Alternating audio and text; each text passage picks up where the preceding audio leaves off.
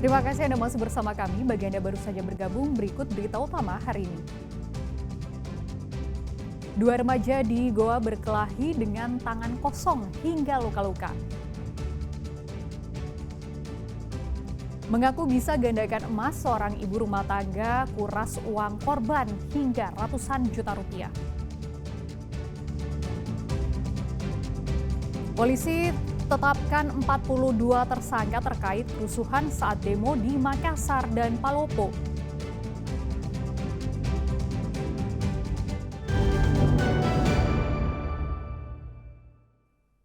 Polisi menetapkan 42 tersangka terkait kerusuhan saat demo di Sulawesi Selatan yang berujung pada perusakan dan pembakaran.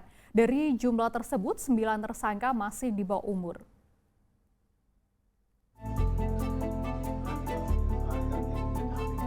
Setelah melakukan serangkaian penyelidikan dan penyidikan, Polda Sulawesi Selatan menetapkan 42 tersangka terkait kericuhan di Makassar dan Palopo. Dari jumlah itu, 37 tersangka terlibat pembakaran dan perusakan kantor DPRD Sulawesi Selatan, DPRD Kota Makassar, Kejati Sulawesi Selatan, dan pos lantas di flyover. Selain itu, 3 orang menjadi tersangka pengeroyokan pengemudi ojol di Jalan Urip Sumoharjo hingga tewas. Lalu sisanya 2 orang merupakan tersangka perusakan kantor DPRD Kota Palopo. Jumlah tersangka kerusuhan masih berpotensi bertambah seiring proses penyidikan yang masih berjalan. Rinciannya DPRD Kota ada penambahan itu untuk pembakaran ada 2, kemudian pengerusakan bertambah 4, kemudian pencurian dan penjarahan 12, jadi ada total 18 yang baru. Kemudian provinsi pembakaran bertambah 1 dan pengerusakan jadi 13, jadi total 14. Kemudian yang di pengerusakan di Kejati kan ada pembakaran mobil itu ya. Ada pengerusakan di Kejaksaan Tinggi itu ada 2 orang. Ya, 2 orang. Kemudian penganiayaan ojol ini sekarang udah diamankan ada 3 orang dan sudah ditetapkan sebagai tersangka. Nah ini mungkin akhir masih ada pengembangan lagi. Puluhan tersangka ditahan di 3 lokasi berbeda. 26 tersangka ditahan di rutan Mapolrestabes Makassar. 14 tersangka ditahan di rutan Mapolda Sulawesi Selatan dan 2 tersangka ditahan di Mapolres Palopo. Demo berujung kericuhan di Sulawesi Selatan disoroti Menko Bidang Hukum, HAM, Imigrasi dan Permasyarakatan, Yusril Iza Mahendra. Pada Rabu siang, Yusril menemui tersangka kerusuhan di Mapolda Sulawesi Selatan. Kunjungannya itu untuk memastikan tak ada kekerasan aparat ketahanan. Kebutuhan dasar tersangka terpenuhi dan para tersangka mendapat pendampingan hukum dari LBH. Kami ingin memastikan bahwa langkah hukum yang tegas yang diarahkan oleh Bapak Presiden itu betul-betul dilaksanakan di lapangan oleh seluruh aparat penegak hukum, memastikan bahwa hak-hak mereka sebagai tersangka itu dipenuhi.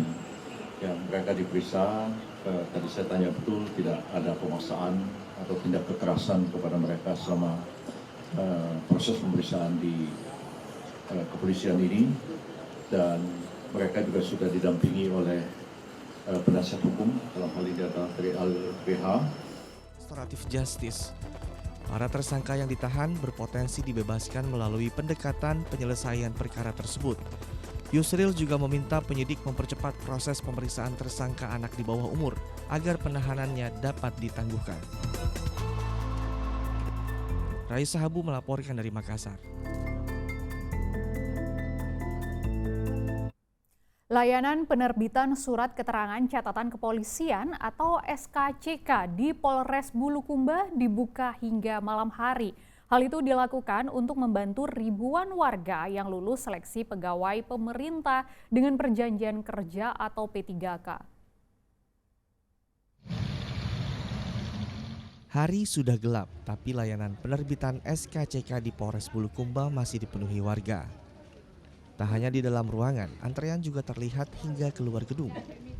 Sejak Badan Kepegawaian dan Pengembangan Sumber Daya Manusia Bulukumba mengumumkan kelulusan P3K, antrean untuk mengurus SKCK di Polres Bulukumba membludak. Anggota Polres Bulukumba sengaja membuka layanan tersebut hingga malam hari untuk membantu mereka yang lulus P3K. Pasalnya seluruh peserta wajib melengkapi dokumen termasuk SKCK sampai batas waktu 15 September 2025. SKCK juga menjadi dasar bagi peserta untuk mengurus dokumen lain seperti surat keterangan kesehatan. Dalam satu hari, Polres Bulukumba sudah mengurus 500 orang. Benarnya sih kalau waktu jam dinas itu sampai 15.30. Tapi ini kita manusiawi untuk membantu mereka supaya mempercepat, apalagi sebanyak 4.800. Pengurus begitu ya? Ya. Ini batas waktunya sampai kapan? Sampai hari Senin. Jadi tadi ini kita hitung sekitar 500-an. Banyak warga yang terpaksa membawa anak-anak mereka. Ada juga yang menginap di Polres Bulukumba demi menyelesaikan syarat administrasi. Layanan penerbitan SKCK akan dibuka hingga larut malam, menghindari lonjakan warga yang terus berdatangan. Muhammad Sardi melaporkan dari Bulukumba. Harga telur ayam di Bulukumba naik rata-rata Rp3.000 per rak. Mahalnya harga telur diduga akibat terbatasnya pasokan dari peternak, sementara kebutuhan masyarakat meningkat.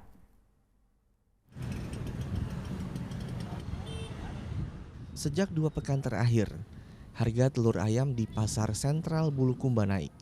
Telur ayam ukuran kecil yang semula dijual Rp45.000 per rak, kini harganya Rp48.000 per rak. Untuk telur ayam ukuran sedang harganya juga naik dari Rp48.000 menjadi Rp50.000 per rak. Begitu juga dengan telur ukuran besar, harganya naik menjadi Rp53.000 per rak. Kenaikan harga telur rata-rata Rp3.000 per rak. Menurut pedagang, mahalnya harga telur disebabkan karena pasokan dari tingkat peternak berkurang, sementara kebutuhan masyarakat meningkat, apalagi di bulan Maulid.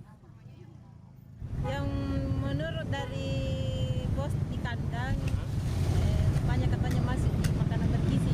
Oh, begitu. Berkurang telur. Oh, berkurang telur. Iya. Biasanya order kata 200 rak, yang datang 70 rak, bisa 70 rak. Kalau ini menjelang Maulid lagi Iya, ya. Jadi dalam Maulid. ini sudah puncaknya naik atau masih kira-kira masih naik lagi? Mungkin masih naik lagi. Naik lagi kira-kira begitu ya. Iya. Melonjaknya harga telur membuat daya beli masyarakat terganggu. Padahal telur ayam merupakan salah satu bahan pokok yang paling banyak dicari untuk dikonsumsi sehari-hari. Muhammad Sardi melaporkan dari Bulukumba.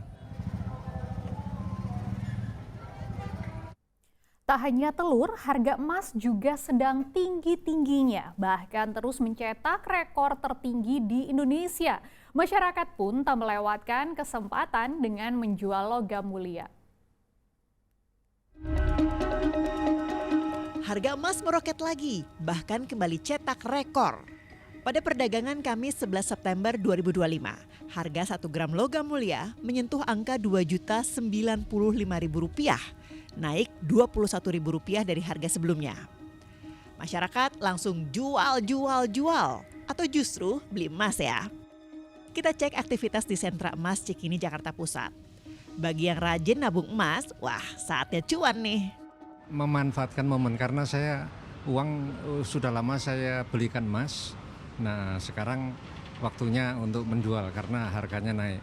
Ini aja 50 gram itu kira-kira saya dapat untung itu sekitar 40 juta. Di sisi lain, tingginya harga emas menyebabkan penjualan di sentra emas Cikini menjadi lesu.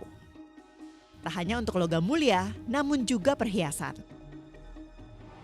Tidak hanya pada jenis logam mulia, tapi masyarakat juga banyak yang mengerem nih untuk berbelanja perhiasan mengandung emas seperti ini.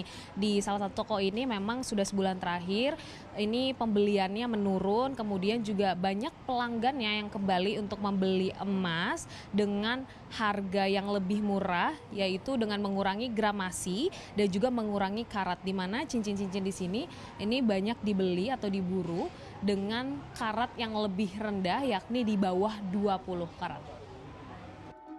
Selain logam mulia, masih ada sebagian masyarakat yang memilih berinvestasi dalam bentuk perhiasan emas, meski nilai investasinya tidak setinggi logam mulia.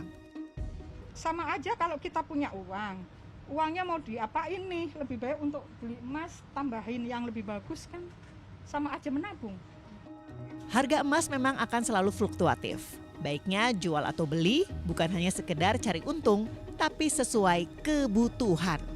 Priscilia Claudia dan Tikno Handoko melaporkan dari Jakarta. Laporan tadi mengakhiri berita Makassar hari ini. Jangan lupa pastikan Anda subscribe channel YouTube Liputan 6 SCTV Daerah. Saya Frin Mariana berterima kasih atas perhatian dan kebersamaan Anda. Selamat beraktivitas dan sampai jumpa.